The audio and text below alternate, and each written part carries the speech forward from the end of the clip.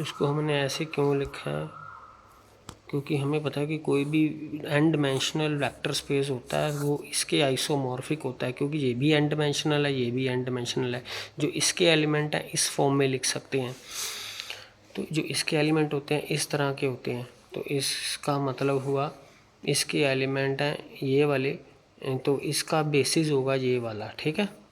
ये N dimensional है, ये एन डायमेंशनल, इसका बेसिस होगा।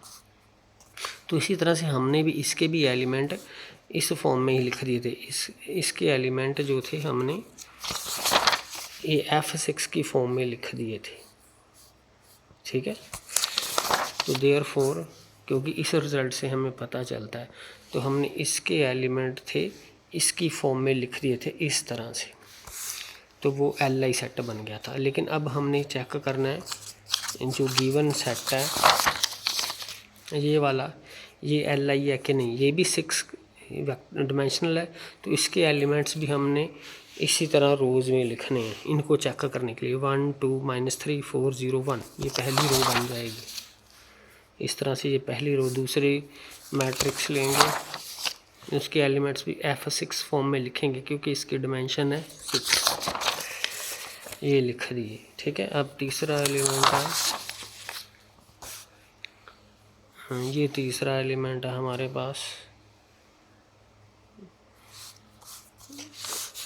ये है तीसरा एलिमेंट 3 8 -11 16 10 9, इसको ऐसे लिख दिया। अब वो तो पहली एक्लन फॉर्म में थी, लेकिन अब हमें इसको एक्लन फॉर्म में कन्वर्ट करना पड़ेगा। इसको एक्लन फॉर्म में कन्वर्ट करना पड़ेगा, तभी पता चलेगा कि कौन सी नॉन ज़ीरो रोज़ आई हैं। तो इसको एक्लन फॉर्म में कैसे कन्वर्ट करेंगे, ठीक है। इनको चेक करना है Li और Ld, तो हमें इस मैट्रिक्स को एक्लन फॉर्म में कन्वर्ट करना पड़ेगा। तो एक्लन फॉर्म को कैसे कन्वर्ट करते हैं, जो पहली रो है उसकी पहली नॉन ज़ीरो एंट्री है 1, ठीक है। उसके नीचे सभी ज़ीरो बनाने हैं। ज़ीरो तभी भी नहीं बनेंगे अगर हम R2 में से R1 माइनस कर दें और R3 में से 3 से मल्टीप्लाई करके इधर सब्ट्रैक्ट कर दें, तो ये पहली नॉन ज़ीरो एंट्री है उसके नीचे ज़ीरोज़ बन जाएंगी। तो ये ऑपरेशन लगा के हमने ये ऑपरेशन लगाया, ठीक है। तो हमने इस तरह से इसके नीचे ज़ीरो बना दिया। अब सेकंड हमने रो उठानी है, पहली कंप्लीट हो गई। अब कि पहली नॉन ज़ीरो एंट्री थी उसके नीचे ज़ीरो बन गई। अब दूसरी रो को उठाएंगे, पहली नॉन ज़ीरो एंट्री है 1, इसके नीचे ज़ीरो बनाना है। इसी तरह ही करते जाना है, फिर दूसरी के बाद तीसरी उठाएंगे, फिर चौथी उठाएंगे एंड सो ऑन।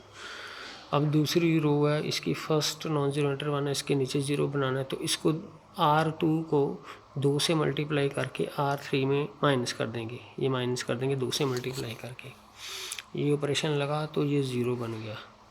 अब देखो इसके नीचे ज़ीरो बन गया। अब और कुछ नहीं कर, जितनी भी एंट्री है ज़ीरो बनानी। इसके नीचे 2 एंट्री थी, 2 ज़ीरो बनाई। इसके नीचे 1 एंट्री थी, उसको ज़ीरो बनाया। अब कोई इसके नीचे कोई रो है ही नहीं। अब तीसरी नॉन ज़ीरो तीसरी रो ये बची। अब इसके नीचे कुछ भी ज़ीरो नहीं बनाना क्योंकि इसके नीचे कोई रो है ही नहीं। अब देखो ये सारी ज़ीरो बन गई। तो हमें पता है जिसमें ज़ीरो एलिमेंट होता है, जो ज़ीरो एलिमेंट होता है वो LD होता है, ठीक है। ज़ीरो ये LD होता है। जिस सेट में भी ज़ीरो हो वो भी LD होता है, और सिंगलटन ज़ीरो सेट भी LD होता है।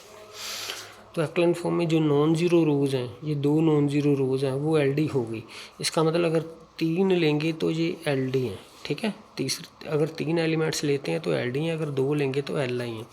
तो इसका मतलब कि जो ये सेट है ये LD बना, ठीक है। इसका मतलब ABC LD सेट है क्योंकि इसमें एक ज़ीरो एलिमेंट आ गया। तो सिर्फ 2 ही Li हैं। अगर हमें वो फाइंड करने के लिए कहेगी इस सेट में से जो Li है वो फाइंड करो, तो हमने ये 2 वाले रोज़ हैं वही Li हैं। तो ये इनके कोरस्पॉन्डिंग एलिमेंट है A, इसके कोरस्पॉन्डिंग एलिमेंट है B। तो इसका मतलब ये 2 ही Li होंगे, ठीक है। ये 2 जो मैट्रिक्स हैं यही Li हैं। अगर 3 लेंगे ABC तो वो LD सेट है। तो गिवन सेट LD है, तो अगर हमें फाइंड करने के लिए कहे कि इसमें से एल आई फाइंड करो तो ये 2 एल आई हैं, ठीक है, corresponding to this first row के लिए ए और सेकंड रो के लिए बी।